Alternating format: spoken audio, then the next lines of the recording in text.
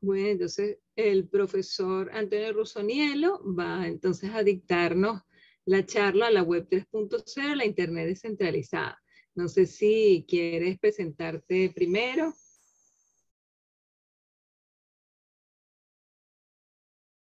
Tienes el micrófono apagado. Perfecto, gracias. Bueno, agradecer a la profesora Mercy, muchas gracias, profesora, por la invitación.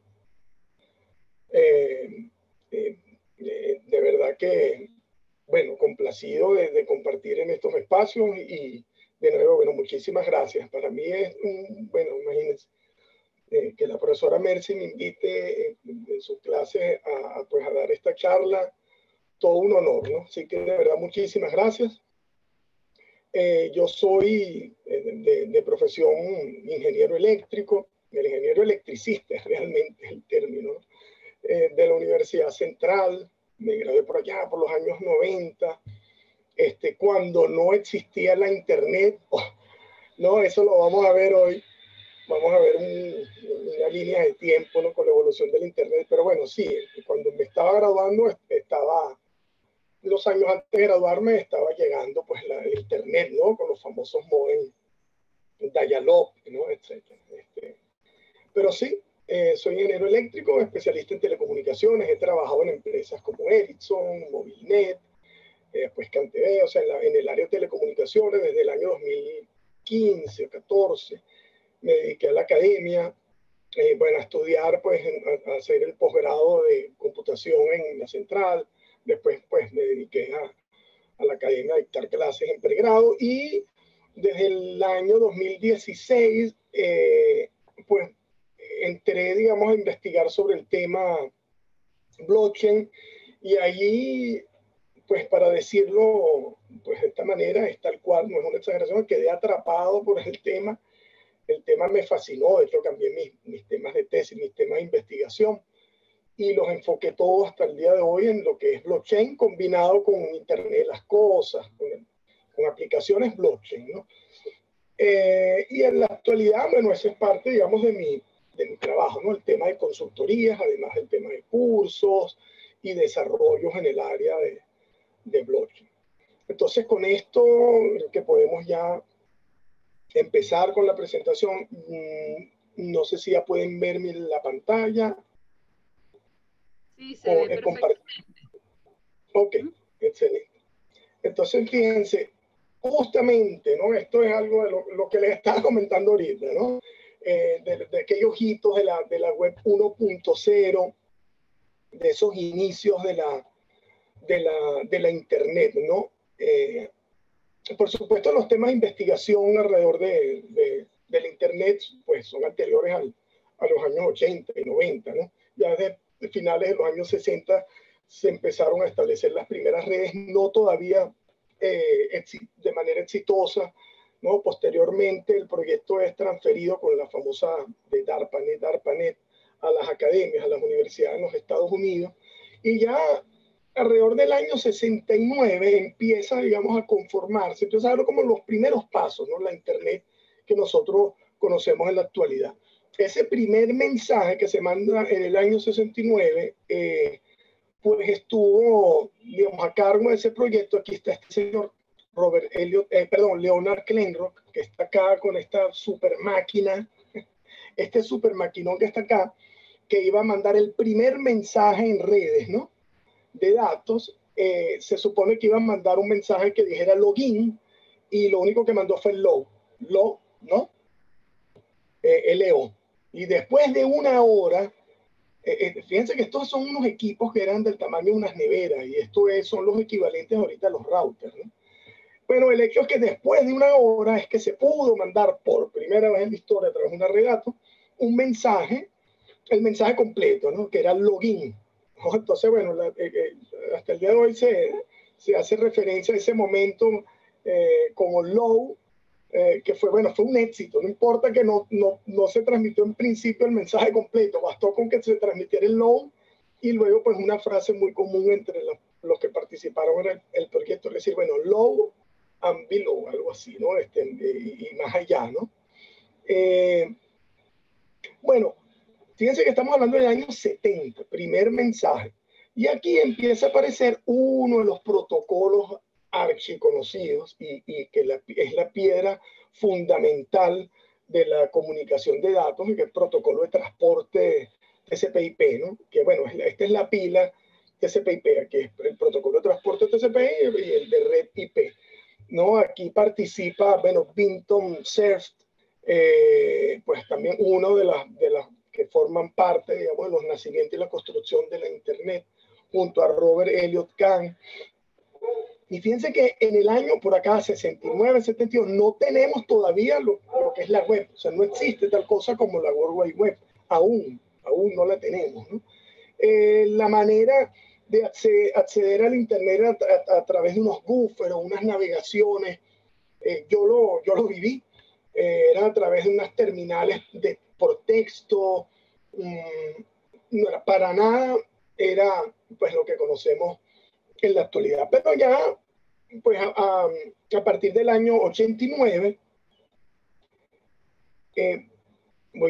me permiten, voy a apagar aquí el video para mejorar un poco la comunicación.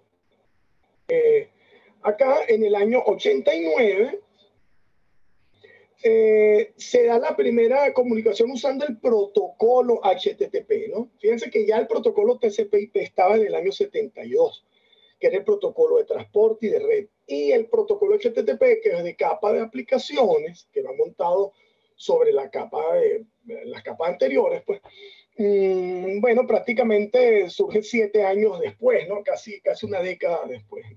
¿Quién participa en ese proyecto? De hecho, quien es el padre, así es considerado, el padre de la World Wide Web, de la WWW, de la web, ¿no? Es Tim Berners-Lee, que aquí lo coloco en esta línea de tiempo, ¿no? Y es muy interesante toda la historia, digamos, bueno, ustedes que están, digamos, en el posgrado con la parte, digamos, de organizacional y de emprendimientos, de empresas. O sea, todo, o sea, cómo fue la estrategia de él, porque no tenía ni idea, esto nace de cero, ¿no? Primero, cómo él conceptualiza toda la idea del HTTP para construir una World Wide Web, que no lo tenía todavía del todo claro, y luego cómo él empieza a lidiar con cosas que no conocía, o sea, el tema de licencia. Entonces, bueno, ¿qué hago con esto? Lo declaro como software libre, libero el protocolo. Todo eso él lo recoge en un libro. Yo después les voy a mostrar los libros por acá. Weaving the Web, algo así, como Tejiendo la Red. Ese es un libro de Tim Berners-Lee muy bueno, muy bueno. Él pues cuenta toda la historia de ese emprendimiento y de cómo él llega a dar con la World Wide Web, o sea, a implementar, pues digamos, ese primer protocolo, que es el protocolo de hipertexto. Pero fíjense que estamos hablando de los años 90, ¿no? Ahí sí empieza un poco a aparecer la Internet de lo que conocemos nosotros en la actualidad. Fueron los inicios.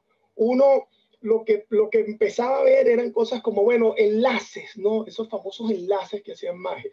Uno descargaba un texto y luego veía unos conceptos, unas frases, unas palabras en azul resaltadas y subrayadas, que al cliquear sobre esas palabras, pues la página, digamos, tu computador era redirigido a otro sitio, ¿verdad? Y eso iba conformando la red, pues la red de redes, así fue conocida, la web, la telaraña, ¿no? Ese fue el concepto del hipertexto. Esa es la web 1.0. No tenemos servicios allí, simplemente contenidos, paper, páginas interconectadas, enlazadas, ¿no? Como ahorita con la Wikipedia, que están en la Wikipedia y conectan un concepto con otro y clican sobre el nuevo concepto y te lleva pues a la definición de ese concepto. Bueno, ese es el poder del hipertexto, ¿verdad? Bueno, en principio, y aquí vamos a la próxima lámina, eran las navegaciones todavía muy básicas. De hecho, cuando nace pues el HTTP, todavía no existía formalmente una aplicación como la que conocemos actualmente como los navegadores. Entonces, miren los años, ¿no? Estamos hablando del año 91, Nexus. Ahí participa Tim Berners-Lee y ese sería el primer navegador web con muchas limitaciones. O sea, no piensen que en esas primeras navegaciones uno podía ver imágenes, video, audio, ¿no? Todavía no habíamos llegado a ese punto. Estamos hablando del año 91. Y luego, pues, se desata todo lo que después fue conocido también como la guerra de los navegadores. En el año 93 tenemos a Mosaic, que, bueno, ya estos son los referentes en la historia, ¿no? en la antropología de la Internet. El Netscape, que fue uno de los navegadores más poderosos, que ya permitían incluso uno construir tus propias páginas. Tenía editores HTML, ¿no? El HTML es el lenguaje con el que se construyen las páginas, que luego van sobre el protocolo HTTP, que luego ese protocolo va sobre TCP, sobre IP y así, ¿no? Sobre todas las capas. Recuerden, seguramente ustedes lo han visto, el modelo de capa OSI y específicamente el modelo de capas TCP/IP, pues que es un modelo de capas como el OSI, ¿no? Bueno, aquí tuvimos el Internet Explorer en el año 95. En el 2003 el Mozilla o el Firefox, que todavía sigue vigente y es uno de los navegadores más utilizados junto al Safari, al Google Chrome. Bueno, pues desde el año 2015 tenemos otra opción como Microsoft Edge, que incluso puede ser ejecutada incluso en entornos Linux, ¿no? Fíjense que empieza también el ecosistema a abrirse. Y esto es interesante. Esto que aparece acá, donde dice 2016, aquí dice Brave. Brave es un navegador que empieza a incorporar elementos que apuntan, digamos, hacia la web 3.0. ¿Por qué? Bueno, porque incluye una solución de recompensas por publicidad. O sea, si uno accede a recibir publicidad en ciertos sitios, se te recompensa con unos tokens. Entonces aquí empiezan a aparecer elementos, nuevos elementos, ¿no? Los tokens, los criptoactivos, ¿no? También elementos de seguridad, ya pues muy típico, muy característico de la web 3.0, ¿no? El tema de resguardar los datos, ¿no? Cosas que todavía por acá antes del 2016, ¿no? Estaban en evolución, ¿no? Pero fíjense que aquí estamos en la 2.0. ¿Qué quiere decir en la 2.0? Bueno, que en la web 2.0 ya empezamos a tener servicios, ¿verdad? ¿Qué servicios? Bueno, la banca, ¿no? Importante porque pues la banca, para poder dar estos primeros servicios al Internet, pues imposible hacerlo con la web 1.0.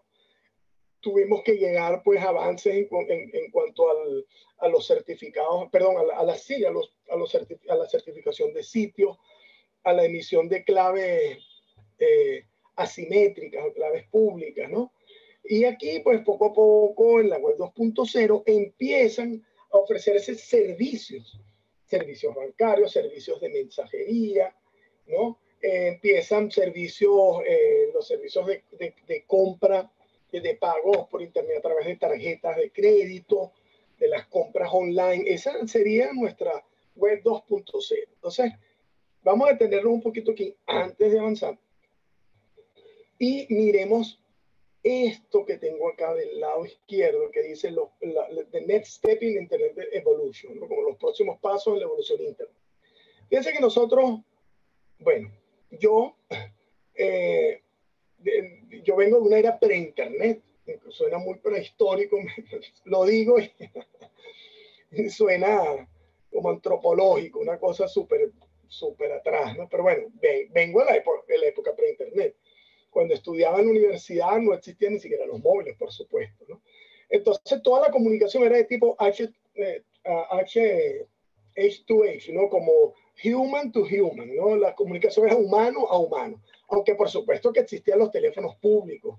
Uno iba a un teléfono público y ahí pues se comunicaba, ¿no? Pero luego empieza a aparecer en la web 1.0 la Internet, el nacimiento del Internet, y a veces, pues, para hacer referencia a esa web 1.0 se habla de Internet, el contenido, por lo que yo les mencioné, digamos, la fortaleza del hipertexto y de volcar todo el contenido, empezó a volcarse en formato HTML, ¿no? Y aquí estamos en la web 2.0. En en la web 2.0 aparece la Internet de los servicios, servicios bancarios, servicios de compras online, servicios de pago pues, online también, pues con tarjetas de crédito, de débito, ¿no? Se empiezan, digamos, a realizar las primeras transacciones de cuentas a cuentas a través de la red de datos. Y luego, nosotros estamos en esta, como en esta fase, la Internet de la gente. La Internet de la gente es la red social o la web social. La Internet de TikTok, de Tinder, de Facebook, de Instagram, de Twitter, ¿no? Fíjense que empieza, de alguna manera, empiezan a aparecer nuevas aplicaciones, nuevos servicios sobre esa, sobre esa red de redes, ¿no?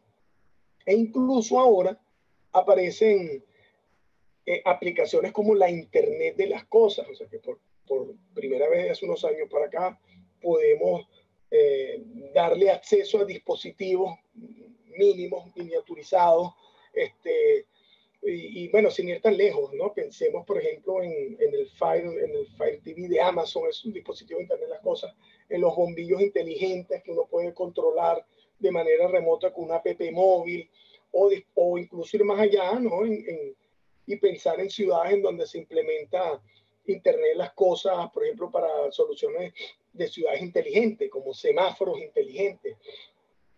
Entonces, fíjense hacia dónde nos vamos moviendo. Y aquí aparecen protocolos de tipo end-to-end, ¿no? Machine to machine. De hecho, la comunicación de protocolos de comunicación máquina a máquina sin intervención humana. Un sensor que le reporta a un servidor, ¿no? Un sensor que le reporta a un actuador en una luz en un semáforo. ¿Okay?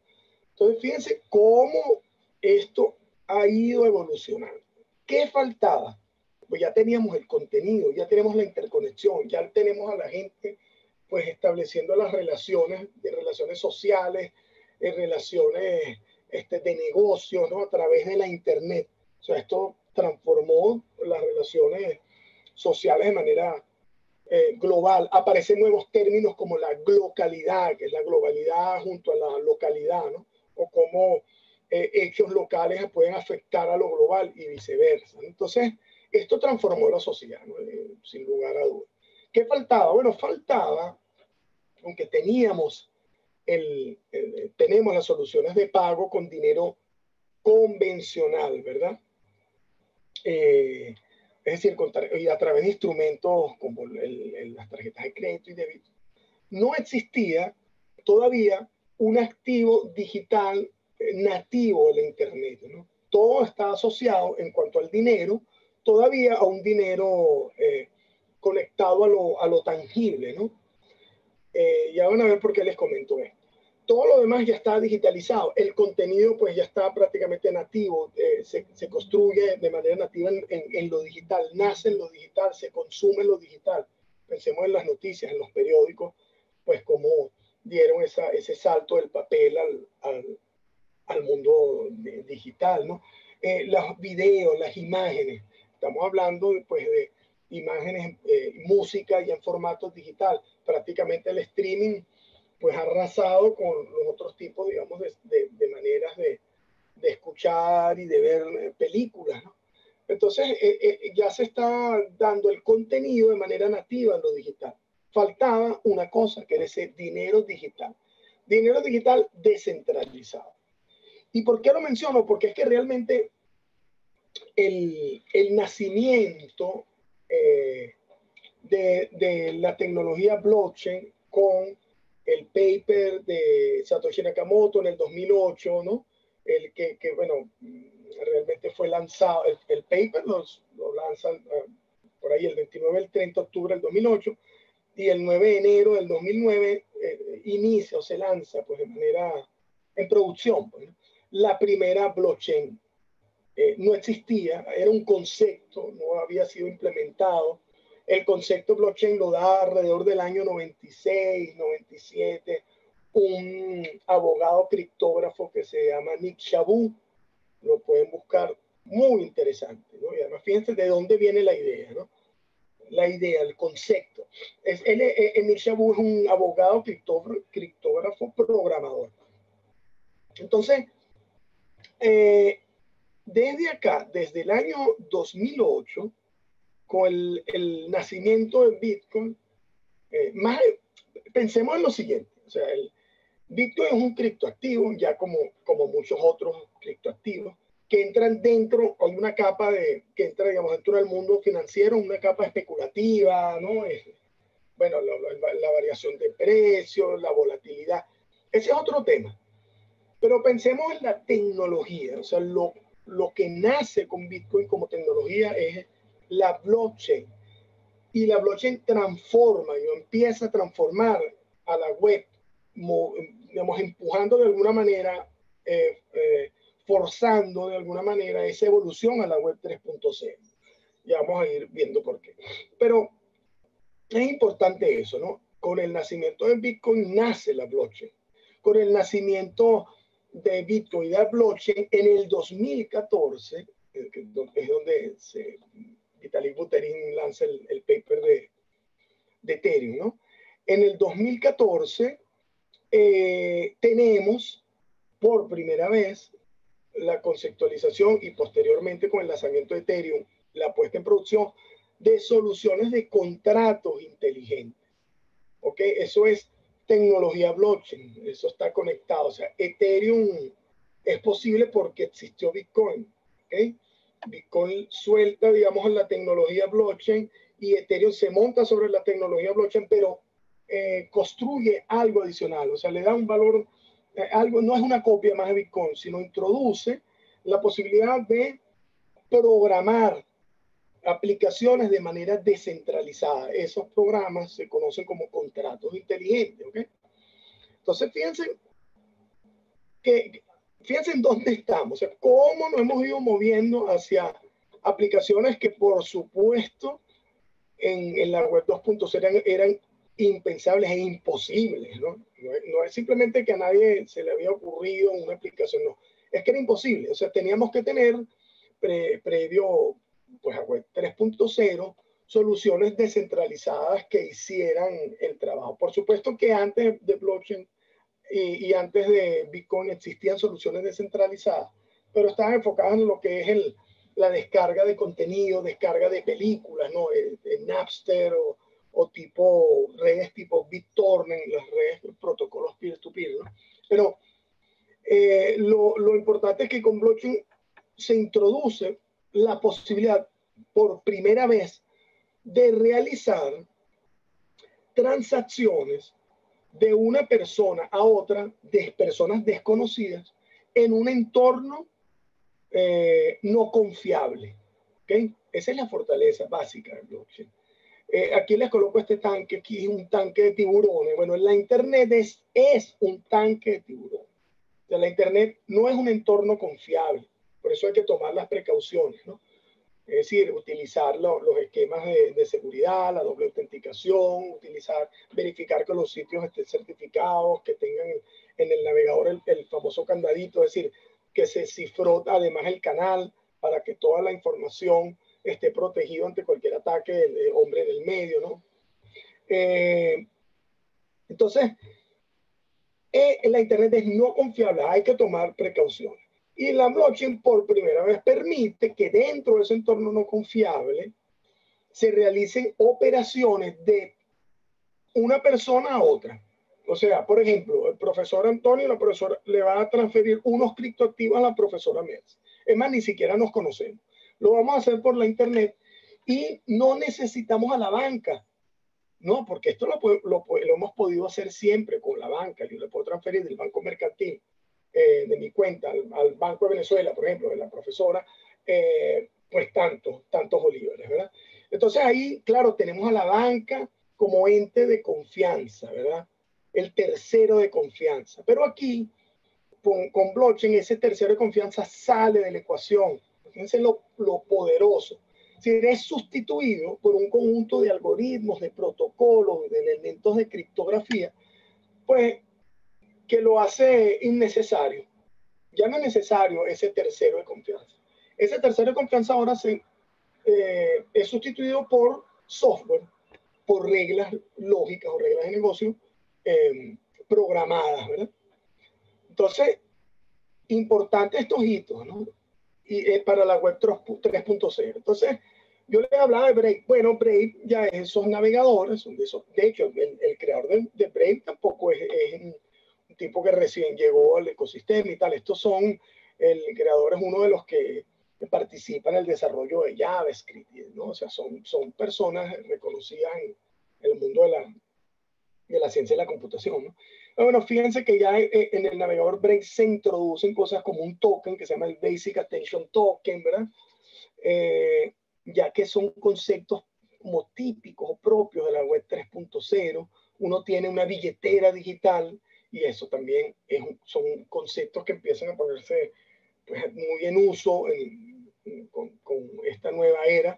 Las billeteras digitales, entonces uno si ve publicidad recibe en su billetera digital unos tokens y son unos rewards, ¿no? Los Brave Rewards, como las recompensas por ver publicidad, por ejemplo.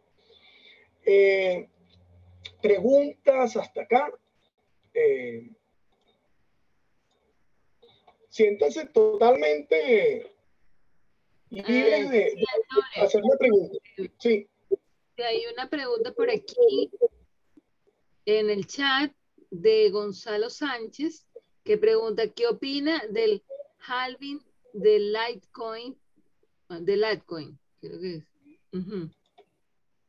Miren, bueno, más allá, digamos, del tema de trading, ¿no? De hablar de los criptoactivos, lo voy a responder. Pero, digamos, quiero que nos enfoquemos en la parte de la web 3.0. Sin embargo, voy a responder, ¿no? Es decir, Litecoin es otra alternativa, otro criptoactivo, otra criptomoneda, porque es realmente más asociada con una alternativa a Bitcoin como criptomoneda. Los halving, para los que no sepan de que estamos hablando ahí, ya son elementos de criptoeconomía. El halving es simplemente un ajuste de la recompensa que reciben los mineros, ¿no? No quiero entrar en ese tema porque da para otra charla, ¿no? Tendremos que hablar del tema de criptomonedas. Pero digamos, ¿qué opino? No, bueno, son reglas. Los halving, Bitcoin tiene unas reglas definidas para los halving. Litecoin, no sé cuáles son las reglas de Litecoin, conozco las de cada 210.000 bloques en Bitcoin que coinciden con cada 4 años, ¿no? Porque eso va asociado a la dificultad de red. Pero, en fin, lo que yo opino es que pueden, digamos, dar resultados, es decir, hay que esperar. ¿Por qué se hacen estos halving? Porque, por ejemplo, cuando nacen la propuesta inicial, por ejemplo, de Litecoin o de Bitcoin, nacen con una propuesta, con un modelo, además de negocios, un modelo financiero, ¿no? Y, por ejemplo, en estos casos, estos son esquemas deflacionarios. Se hace un halving para que la curva de emisión pues llegue a un momento en donde se estabilice y pues ya no haya más emisión de monedas, ¿no? Va a haber un momento en donde el halving pues va a llegar al punto de cero emisión de monedas, ¿no? Entonces, pueden dar resultados para responderle a Gonzalo. Gonzalo, eso puede dar resultados en cuanto, es decir, el pensamiento aquí es el siguiente: si el bien se empieza a hacer escaso, la moneda, en este caso la criptomoneda, tendría que aumentar de valor.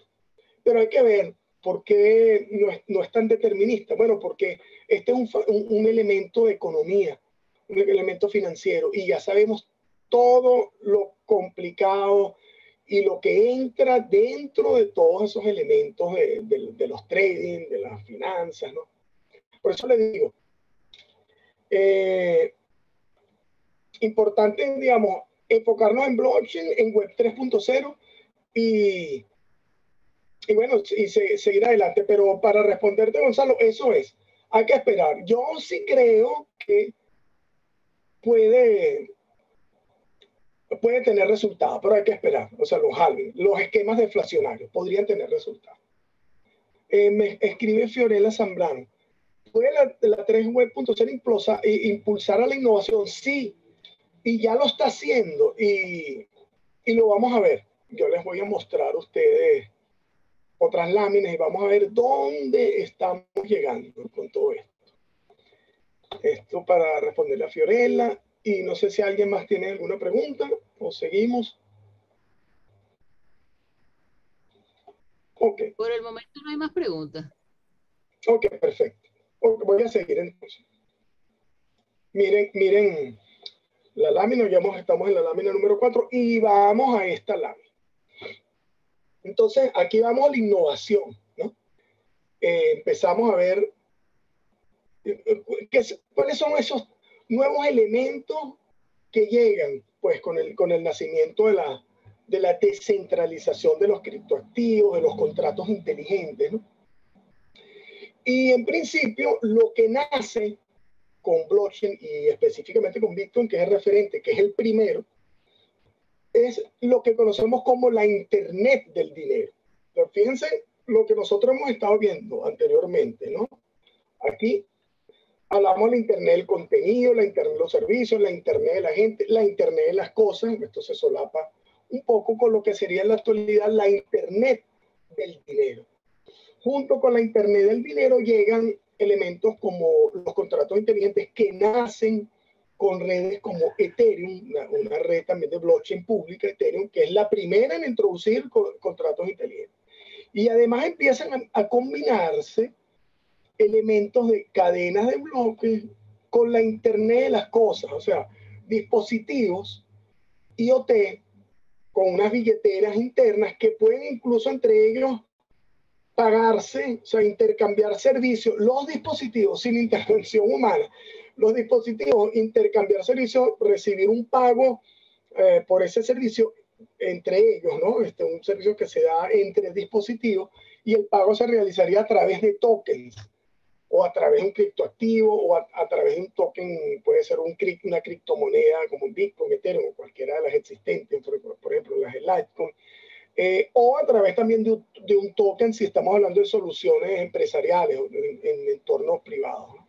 Y bueno, fíjense, aparecen cosas como los NFT, que más allá del boom y de la especulación que ha habido los NFT con el criptoarte y tal, los NFT tienen soluciones muy interesantes, por ejemplo, para la representación digital de activos, de activos físicos, o sea, por ejemplo, de inmuebles, pueden realizarse. En algún momento eso tendrá que ocurrir, ¿no? Cuando los gobiernos digitales, cuando los gobiernos evolucionen aún más, ¿no? En esa línea, que puedan establecerse relaciones, por ejemplo, entre una ficha catastral de los datos de una propiedad con la necesidad de tener un elemento que identifique en el mundo digital esa ficha catastral. Bueno, eso se haría con un NFT. ¿Okay? Entonces, ya más allá del hype, de la moda, de lo que dice el mercado, de la especulación, hay una tecnología que está dando resultados, o sea, lo ha demostrado, ¿no? Y lo está haciendo, eso es una realidad. Entonces, fíjense, ¿qué cosas aparecen? ¿Qué elementos aparece? O sea, ¿cuál es la palabra, digamos, clave? Bueno, la descentralización, ¿no? En la web 3.0 estamos hablando de un entorno descentralizado. ¿Okay? Voy a parar aquí mi video. Fíjense, un entorno descentralizado. ¿Qué quiere decir? En la web 1.0 y en la web 2.0 yo puedo empezar a tener, yo de hecho efectivamente tengo aplicaciones en un entorno cliente-servidor centralizado. Esta lámina quizás, voy acá y después vuelvo a la anterior. Fíjense, en la 1.0 y en la 2.0 yo tengo soluciones con pues, bases de datos de algún tipo basadas en servidor, ¿no? O sea, hay un alto grado de centralización, aunque por supuesto que puede haber soluciones híbridas con grados de descentralización, ¿no? Pero básicamente los contenidos están en servidores y los que consumen el contenido están en clientes que están aquí alrededor de este servidor, por ejemplo. Y con la llegada de la descentralización de las cadenas de bloques, lo que ocurre es que se introducen dentro de ese intercambio de criptoactivos, ¿no? Y de soluciones, los protocolos de red peer-to-peer, que ya les dije que existían desde Napster, desde BitTorrent, etcétera. Pero esto se introduce como un elemento que permite resguardar criptoactivos y vamos a ver otro tipo de cosas, o sea, como los contratos inteligentes, es decir, permite, por ejemplo, que existan programas o aplicaciones, podemos incluso ver así como aplicaciones, que no están alojadas en un servidor central, sino que están replicadas en cada uno de los equipos que mantienen una copia de la cadena de bloques. O sea, la aplicación corre en todo este entorno. Una aplicación que fue construida en un contrato inteligente. Si se cae, por ejemplo, un nodo, este nodo que está acá, no hay problema porque la aplicación todavía puede correr estando disponible en el resto de los nodos. Esa es ese es un superpoder pues, que tenemos actualmente. Entonces, bueno, nos empezamos a mover, no, las bases de datos centralizadas tienen su aplicación, la seguirán teniendo y tienen y son robustas y hacen el trabajo. Pero para ciertos tipos de aplicaciones, entonces aparecen soluciones de tipo blockchain, ¿no? Si queremos auditoría, si queremos auditar las transacciones, sería ideal implementar esas soluciones en blockchain. Si queremos evitar la censura, soluciones blockchain. Hay un elemento más allá de la censura, bueno, de lo robusto de las aplicaciones, es decir, de los puntos de falla. Bueno, fíjense, o sea, para poder tumbar una aplicación que ustedes construyan, un contrato inteligente en Ethereum, tendrían que tumbar la red de Ethereum en todo el planeta, ¿no? O por lo menos más del 50% de la red de Ethereum, ¿no? O sea, todos los nodos que estén corriendo ese contrato. O sea, por supuesto, todo debe depender del contexto. Va a ser mucho más robusto, ¿no? Y aquí sí voy a esta lámina. Entonces, ¿qué aparece con la web 3.0? Bueno, un elemento clave que es la descentralización. Aparece la utilización, digamos, del protocolo peer-to-peer, una extensión del protocolo peer-to-peer. Con Ethereum aparecen los contratos inteligentes que nos permiten correr aplicaciones. Estas dApps son aplicaciones descentralizadas, que es lo que les comentaba ahorita, aplicaciones que pueden correr en múltiples nodos. No, por ejemplo, como una solución, pensemos en una aplicación bancaria que corre en un servidor, aunque por supuesto ellos tienen sus elementos, sus backup geográficos, ¿no? Son soluciones robustas.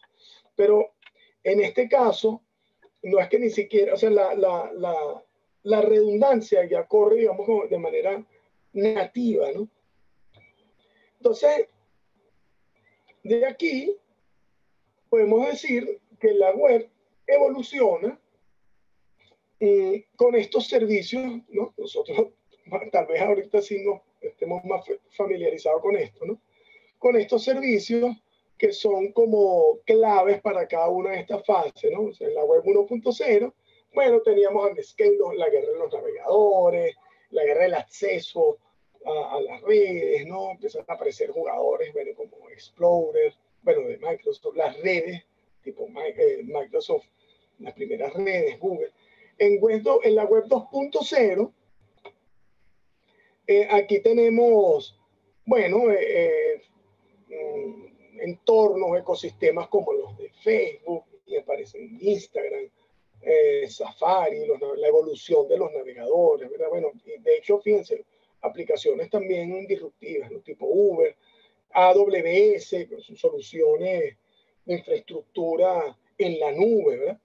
Bueno, con la web 3.0 en una descentralización sin intermediarios, aparecen nuevos elementos y nuevos actores. Aquí tenemos soluciones como IPFS, este es el logo de Brave.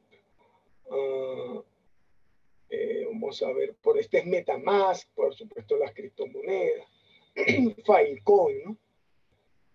Entonces, aquí surgen perdón, nuevos actores. Fíjense que todo lo que uno ahorita empieza a escuchar de soluciones NFT, soluciones de identidad digital descentralizada, forman parte de la web 3.0 y por supuesto aparecen nuevos actores en el panorama, ¿no? Vamos a hacer una pausa aquí, voy a tomar un poco de agua y si hay alguna pregunta, por favor. Sí, tienes dos preguntas en el chat. Entonces, toma agua y te las... O no sé si tú las quieres ver, ¿no? Sí, ahí la estoy viendo, sí.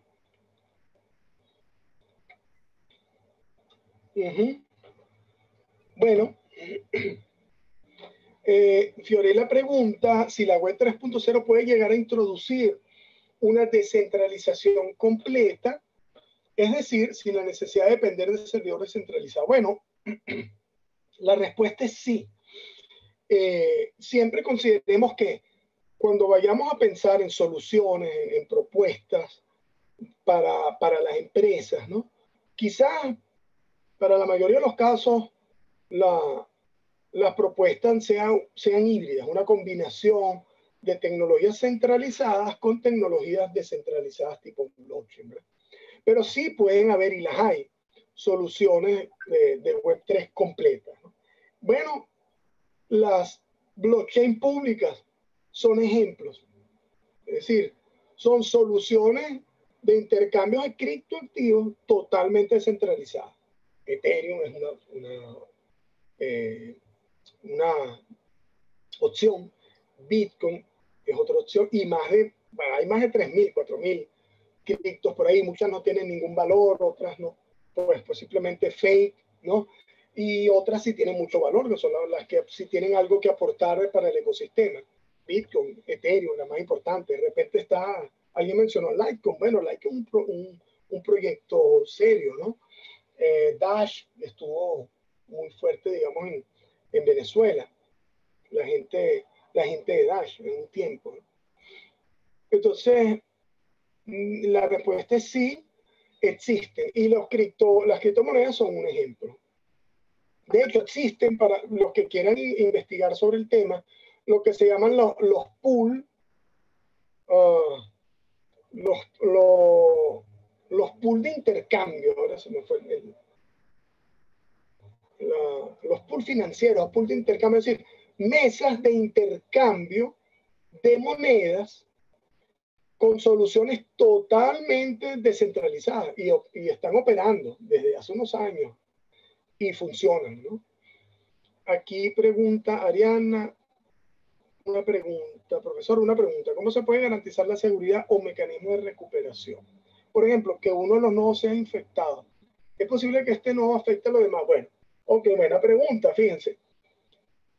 La estrella, la tecnología estrella de entrada a la web 3.0 y a todas estas soluciones es la billetera digital.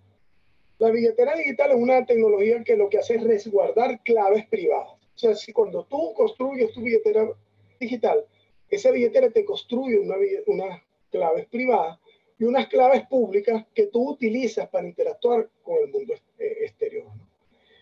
¿Cómo identifica el mundo exterior que tú eres el dueño de esa billetera? Bueno, hay unos esquemas. Se utilizan firmas digitales, se firman las transacciones que se ejecutan sobre la red, ¿no?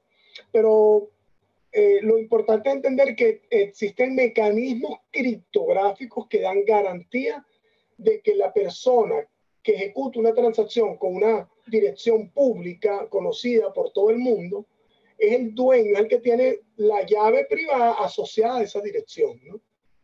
El mecanismo que garantiza eso es un mecanismo criptográfico. Entonces sí, existen mecanismos de seguridad porque es que estas tecnologías web 3.0 incluyen criptografía de manera nativa, o sea, desde el nacimiento. Todos los protocolos internos incluyen mecanismos criptográficos. Mecanismos de recuperación, sí existen mecanismos de recuperación. Uno tiene que tomar las precauciones si está construyendo una billetera digital, él te da unas soluciones para que en caso de falla tú puedas recuperar reconstruir la billetera. Entonces hay que tomar unas precauciones ahí, ¿no? Sean, bueno, opciones de resguardar esa llave privada asociada a la billetera. Incluso hay un mecanismo de recuperación con unas frases con 12 palabras que uno anota, y eventualmente si tiene problemas y tienes que reconstruir la billetera, inicias una billetera de cero, introduces esas palabras, esas 12 palabras clave, y que esas palabras se traducen perdón, en una clave, en tu clave original privada y eventualmente en tu clave pública, ¿no? Bueno, fíjense que son elementos de criptografía, pero sí se puede. Y si cae un nodo, bueno, sí es posible alterar, ¿cómo decirlo? Digamos, introducir un elemento en la red que intente modificar alguna transacción o algún valor dentro de la cadena. Es posible, algún nodo que intente jugar, que intente no seguir las reglas, ¿verdad? Bueno, ¿qué pasa en ese caso? Bueno, en ese caso lo que ocurre es que ese nodo va a quedar aislado del ecosistema porque existen protocolos de consenso. Esa es otra de las fortalezas de esta solución. O sea, el consenso es entre todos los nodos que participan en estas soluciones descentralizadas. Si el 51% de los nodos está de acuerdo en una decisión, esa decisión se toma como válida, ¿no? Entonces existen mecanismos de detectar nodos que están intentando atacar a la red. Si un nodo introduce una inconsistencia y esa inconsistencia se detecta por los mecanismos criptográficos, el nodo es aislado. La única manera que uno pueda seguir adelante con un ataque de ese tipo es que uno tenga más del 51% del poder de cómputo de la red, ¿no? Cosa que no es nada fácil, ¿no? Entonces, bueno, con esto creo que podemos seguir. ¿Hay alguna pregunta adicional?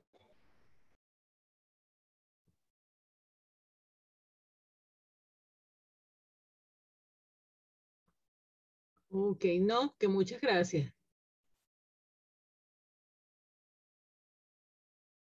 Ok, entonces seguimos. Vamos a ver por acá. Seguimos acá. Fíjense que existen, no hay una solución ya de Web 3.0 definitiva. O sea, tenemos herramientas y tecnologías que ayudan, o sea, ayudarían a movernos a la Web 3.0, ¿verdad? O sea, ya son elementos que formarían parte de esa solución Web 3.0. Pero lo que se va a conformar como la Web 3.0 está en pleno, digamos, desarrollo. Hay propuestas como la de la Web 3 Foundation, de Gavin Wood. Gavin Wood es un referente en el mundo, en este mundo de la Web 3. Bueno, él es prácticamente el creador de Solidity, el lenguaje de programación de contratos inteligentes en Ethereum. Él es el fundador de Polkadot, una de las redes blockchain más complicadas y robustas que hay, ¿no? Porque introduce otros conceptos de cadenas de bloques paralelas las parachain, paralelas a una blockchain principal. Es decir, soluciones que se van haciendo cada vez más complejas o más orgánicas, ¿no? Más interconectadas. Entonces, por supuesto, la propuesta de Gavin Wood es que la Web 3.0 se mueva a través de soluciones blockchain. ¿Okay? Entonces, bueno, existe la Web 3 Foundation, ustedes pueden ver allí, existen varias, ustedes pueden, si tienen alguna propuesta, pueden entrar en alguno de los grupos, hacer la propuesta, participar en alguna de las propuestas presentadas. Pues incluso se dan fondos para investigar, pues, alrededor, digamos, del tema, ¿no? Pero esa es una propuesta. Un grupo que propone una solución con enfoque a blockchain.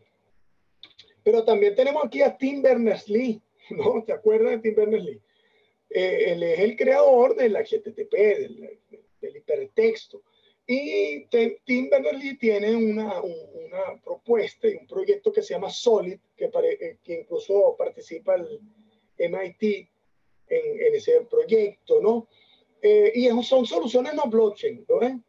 O sea que él hace una propuesta de Web 3.0, o sea, apuntando a la no censura, a la descentralización y al resguardo de los datos privados con soluciones no blockchain. ¿Okay? Qué interesante esto. Se va poniendo interesante. Y acá yo les presento ya cosas puntuales, ¿no? Cosas que ya uno puede empezar a probar, ¿no? A testear. Son cosas que ya se utilizan para desarrollo de aplicaciones, ¿no? Esto que tengo al lado izquierdo se llama Remix IDE. Ustedes pueden entrar a Remix IDE online y con esta herramienta pueden, de manera en línea, ¿no? Totalmente, construir los contratos inteligentes, testearlos e incluso implementarlos en red como Ethereum, en la red pública Ethereum.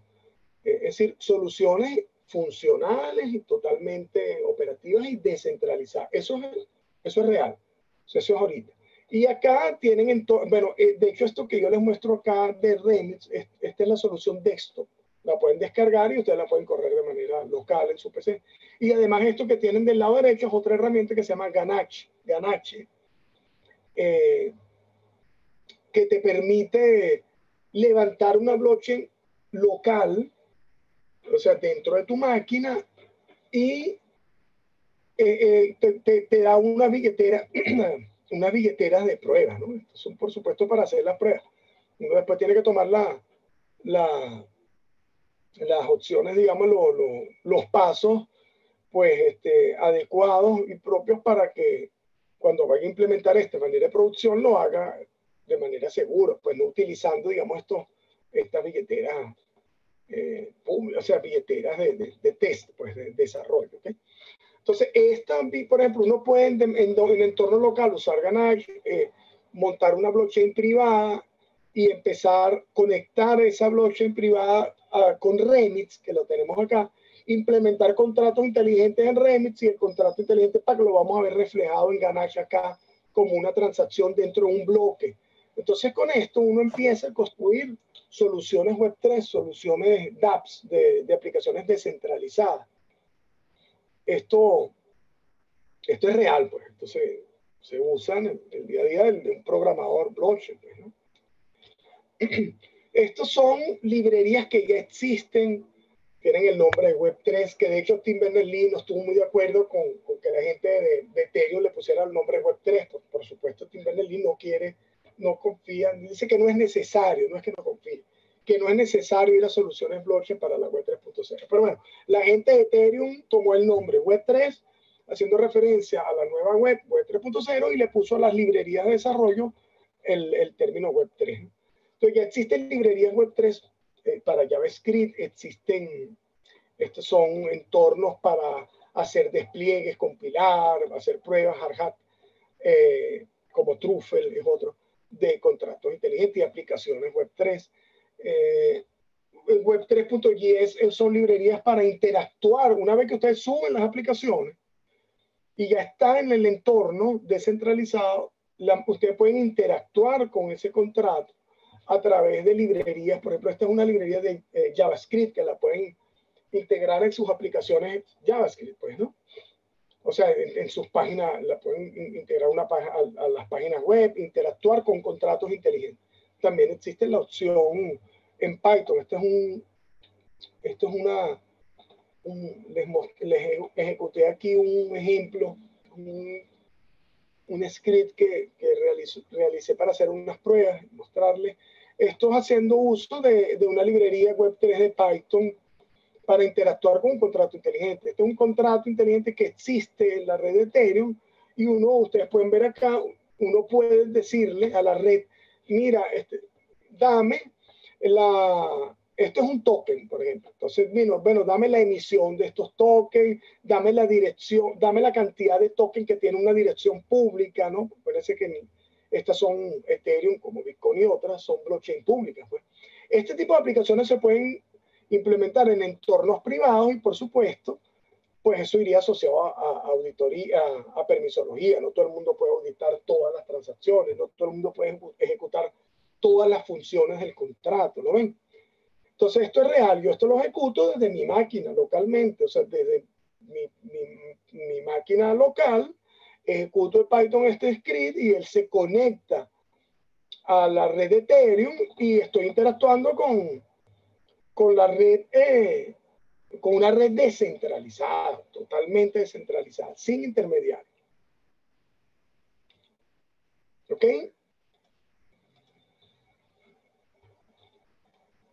Vamos, ya voy a seguir y les voy a responder unas preguntas que vi ya por aquí.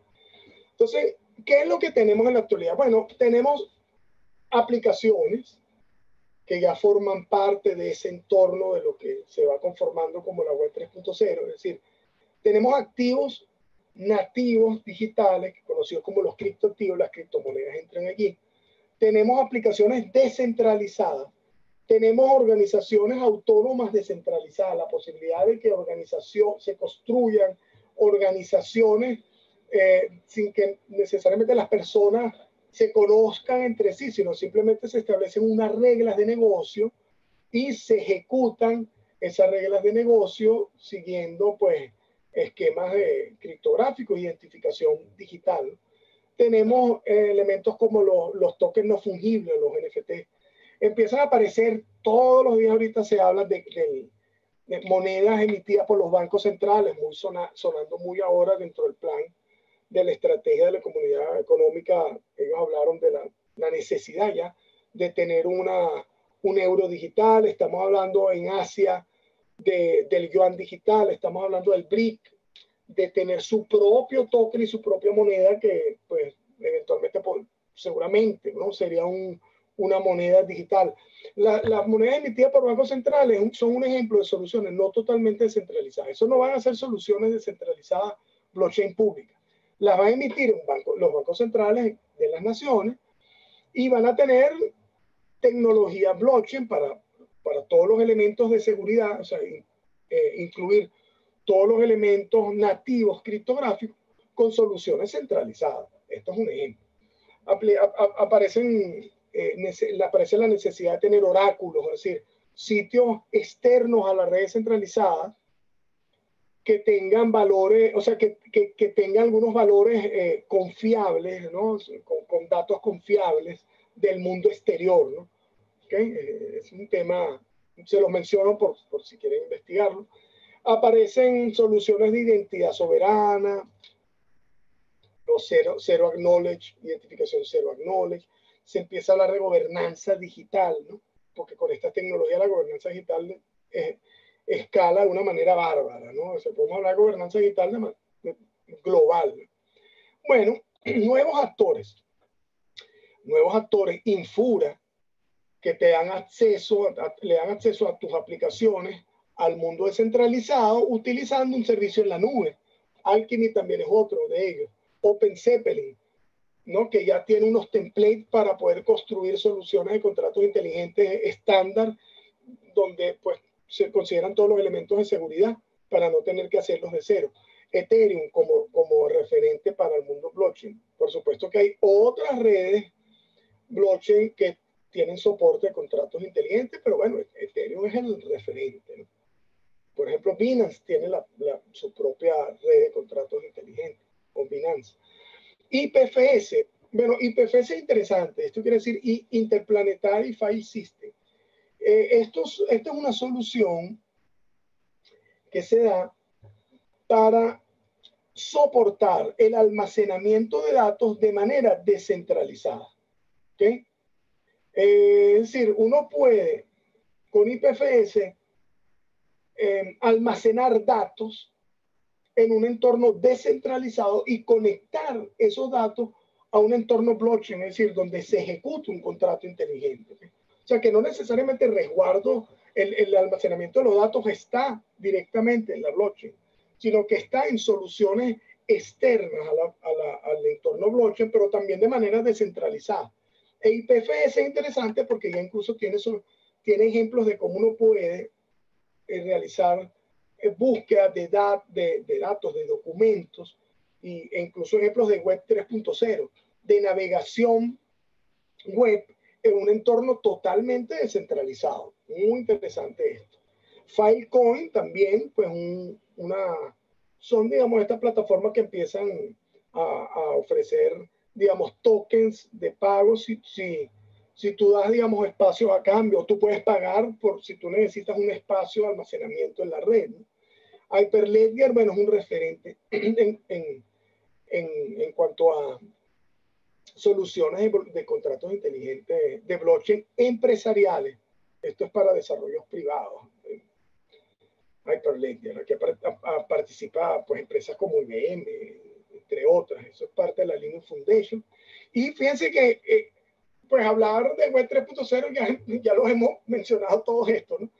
Aparecen términos nuevos. Uno habla de tokens, tokenización, token no fungible, habla de billeteras digitales, contratos inteligentes, términos nuevos que ya son típicos y propios de este nuevo ecosistema que va naciendo y va evolucionando. Solidity como lenguaje de programación de contratos inteligentes, se habla de criptoeconomía, se habla de testnet, todas las blockchain tienen como una testnet, un entorno de desarrollo, y la mainnet, que es como la red principal, que después que uno testea las aplicaciones, las lanza a la red principal, o sea, la puesta en producción. Aquí les dejo una bibliografía. Esta persona, Andrea Antonopoulos, es un referente para aprender y conocer sobre blockchain. Tiene un libro que se llama Mastering Ethereum, está el Mastering Bitcoin. Fíjense que el Mastering Ethereum lo escribe junto a Gavin Wood, que les mencioné, de la Web3 Foundation y creador también de Polkadot. Este libro es muy bueno, Tom Tascott, su padre e hijo. Este ya es un enfoque más empresarial, más de negocio. Estos dos son más técnicos. Este es hipertécnico, el de Programming Bitcoin. Él agarra y pues desde cero empieza a construir todos los elementos enfocados en Bitcoin como referente, todos los elementos para construir la red Bitcoin, para construir una transacción Bitcoin, para firmar una transacción. O sea, se mete desde los elementos básicos criptográficos, ¿no? Los hash, las firmas digitales, el cifrado por curva elíptica. O sea, esto es muy bueno, pero es muy técnico. Y esto ya es un enfoque más general en la economía tokenizada, y aquí habla pues de Web3, de la Internet basada en Web3, ¿no? Y si tiene un enfoque más de nivel de negocio, ¿no? No técnico, ¿no? Bueno, con esto tengo la presentación hasta acá. Voy a aprovechar para responder las preguntas.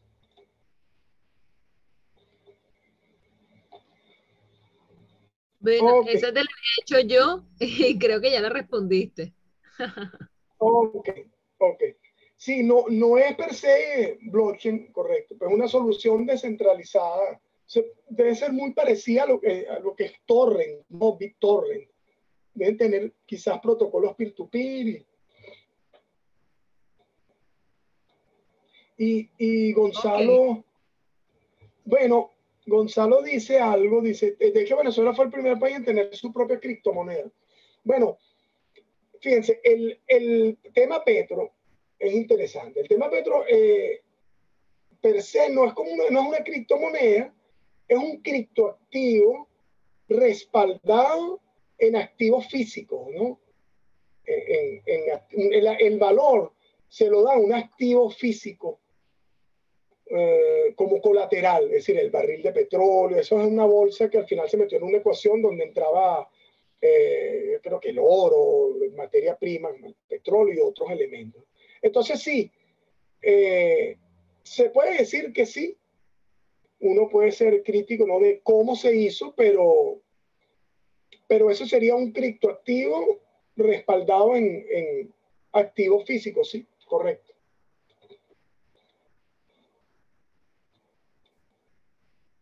Ok, entonces, bueno. Ajá. Ah, ya te están llegando otras preguntas. Sí. Bueno, hay un problema, ¿no? El tema Petro es que se parece más a una CDBC, o sea, como una moneda digital que no es una moneda digital, que es un criptoactivo respaldado en activos físicos, muy centralizado. Es decir, pero y ni siquiera está controlado por un banco central, porque el control del petróleo no está ni siquiera en el banco central. O sea, la emisión y las políticas están en manos de la Sunacrip. Entonces, muy difícilmente se publica en CoinMarketCap porque no es de naturaleza pública, ¿no? Es de naturaleza privada, centralizada y institucional, pues le pertenece al Estado, ¿no? No sé si ahí queda, respondo allí.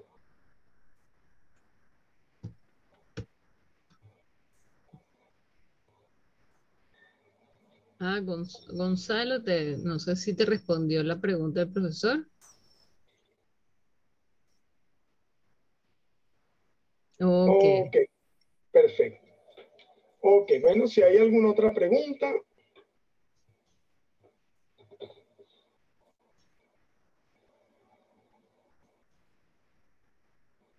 Ajá. Oh, Ariana dice, ¿cómo va la adopción de la web 3.0? Mira, no, nosotros, y se los digo con propiedad, hay mucho emprendimiento, ¿no? He conocido gente también en el módulo que se dictó hace años también en el IES, muchos emprendimientos. Es decir, aquí hay personas con soluciones de pago construidas con blockchain, con billeteras digitales, por supuesto, muchos métodos de pagos alternativos. Hay muchas personas pensando en soluciones descentralizadas, incluso para, para el Estado, ¿no? Para lograr, digamos, tener una blockchain nacional, para quizás aplicaciones de gobernanza digital. Es decir, hay mucho conocimiento, hay mucho emprendimiento, ¿no?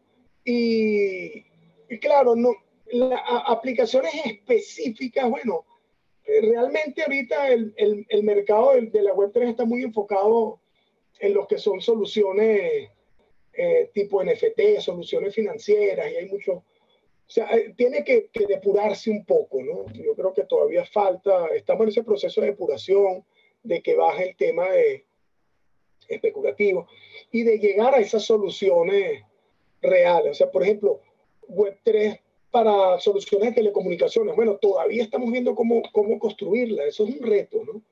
O, por ejemplo, identificación digital. Bueno, nosotros tenemos unos tesis, unos estudiantes que hicieron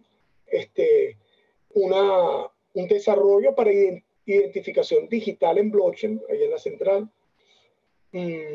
Tenemos soluciones de historiales médicos también, investigaciones de historiales médicos en blockchain, métodos de pago con puntos físicos construidos acá. O sea, es decir, sí hay mucho emprendimiento, como adopción, estamos como el resto del mercado, esperando y bueno, digamos, es una tecnología que todavía está en evolución, ¿no? Hay que esperar todavía unos años, creo que no muchos, porque así me pasó con la inteligencia artificial. Yo dije, bueno, en unos 15 años el tema de inteligencia artificial va a ser una cosa bárbara, no va a entrar en mi cabeza y ya está pasando, ¿no? O sea que no tengo que pasar los 15 años, ¿no? Sí, estas tecnologías van evolucionando de manera exponencial, así que en algún momento pues tenemos una sorpresa de nuevas aplicaciones en Web 3.0, quizás conectadas, hay que verlo con metaversos o con qué, ¿no? Pero eso está en evolución.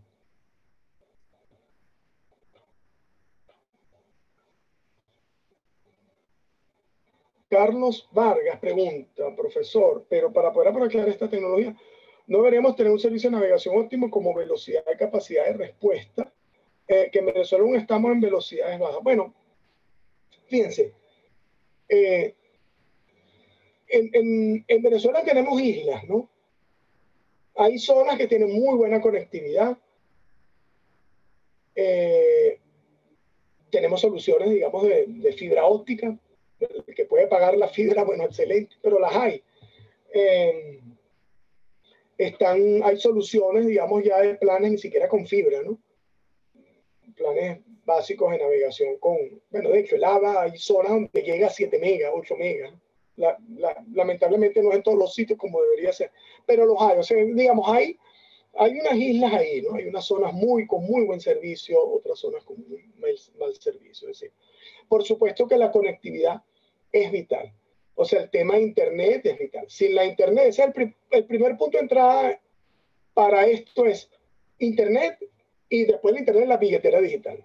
O sea, que es la puerta de entrada para la mayoría de estas aplicaciones. Pero sí, no está, o sea, no quiero que lo veamos de un sentido crítico, ¿no? Decíamos, hay mucho por hacer, pero no estamos tan mal. No estamos tan mal. Bueno, voy a agregar algo para Carlos. Fíjense que aquí una época estuvo el servicio, sí fue pésimo, cuando fueron el tema de los cortes eléctricos. O sea, seguramente se acuerdan que había cortes y entonces pues el internet era una cosa horrible. Pasamos épocas muy difíciles, ¿no? Después de eso, además, bueno, se le dio licencia pues, a una cantidad de empresas de fibra y tal, y de empresas de microondas de acceso que mejoró un poco la situación. Pero en ese momento, la cantidad de emprendimientos que se dieron para pagos, para micropagos, fue impresionante. De hecho, tipo pago móviles, o sea, soluciones de pago por mensajería de texto. No necesitas el internet. O sea, lo haces a través de mensajes de texto, ¿no? Es decir, es darle, digamos, ¿qué es lo que tienes? ¿Qué es lo que no tienes? ¿Qué es lo que quiero alcanzar? Bueno, ¿cómo lo alcanzo? ¿Qué tengo a disposición? Es decir, necesito una solución de identificación digital y no tengo internet. Bueno, lo puedo hacer con mensajería de texto. A lo mejor. Quizás lo puedes hacer con mensajería de texto. O buscas otra opción, ¿no? Es decir, es conocer cuáles son las capacidades y las cosas, las herramientas con las que cuenta y las tecnologías con las que cuenta, y cuáles son esas deficiencias, ¿no? De las tecnologías y tal. Y allí, pues, moverte. Generalmente siempre hay una alternativa.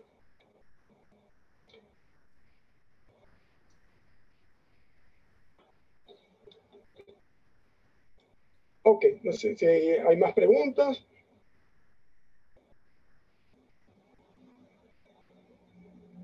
Bueno, por ahora no hay ninguna otra pregunta en el chat. Ok, Sí. perfecto. Bueno, miren, yo agradecido. Sí, no, muchísimas gracias, profesor. Excelente charla. Ex- Muchas gracias. ex- Excelente. Sí, aquí ya digamos, los estudiantes de la maestría te están dando las gracias. Muchísimas gracias, profesor.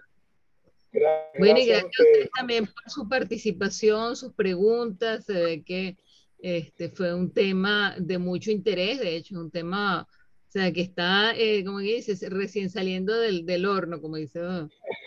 Sí, así es, sí, sí.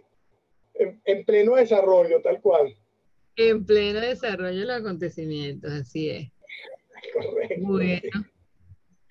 Bueno, Yo los bueno. invito a seguirme Ujú. por Instagram. Ah, sí, ahí está digamos, El, el usuario de la cuenta de Instagram del profesor y él ahí. ¿Todavía tienes los en vivo que haces tú? Oye, no, vale, lo dejé de hacer. Eso estuvo muy activo durante el COVID, ¿no? Después lo dejé de hacer. Estoy pensando a ver si me voy a una modalidad más bien de YouTube, pero vamos a ver, el tema tiempo, el tema, Sí, vamos a ver. claro. Pero sí, no, en Sí, este momento no tengo los live. ok. Bueno, sí, mira, te están diciendo muchas gracias por los aportes de conocimiento dados, excelente todo, interesante espacio, dice Andreina. Entonces, bueno, creo que digamos, el objetivo que es, digamos, traerles este conocimiento y tener actualizados los contenidos de las materias, creo que ha sido, y bueno, y que ustedes luego puedan ver la posibilidad de cómo aplicar esto a su profesión y a su tesis quizás de maestría, puede ser algo interesante. Entonces, bueno, profesor, muchísimas gracias. Bueno, gracias. Eh, Nos tomaremos una foto conjunta acá bueno, sí, vamos entonces a prender las cámaras. para tener recuerdos. Claro, por lo menos, vamos a ver quién más prende la cámara por allí. Si no, bueno, igual.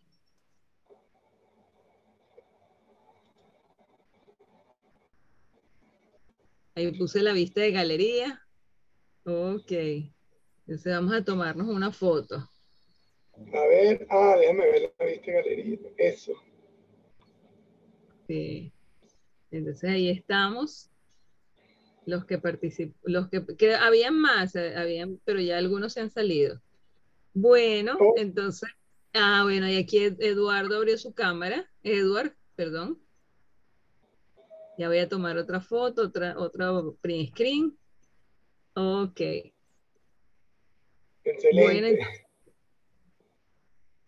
excelente. entonces, sí, Bueno, muchas sí. gracias. Gracias, Bueno, profesora. Seguimos en contacto. gracias a ti. Bueno, chicos, entonces ha sido todo por hoy. Me despido y estamos en contacto.